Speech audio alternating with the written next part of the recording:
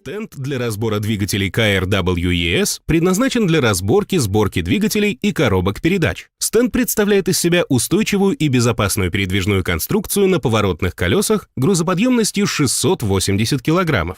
Двигатель или коробка передач устанавливается на регулируемые кронштейны и фиксируется. Вращение двигателя или коробки передач осуществляется в пределах 360 градусов с возможностью фиксации в одном из нескольких положений. Конструкция стенда обеспечивает удобство позиционирования относительно моторного отсека автомобиля. Стенд изготовлен из высококачественных материалов и имеет увеличенный срок эксплуатации.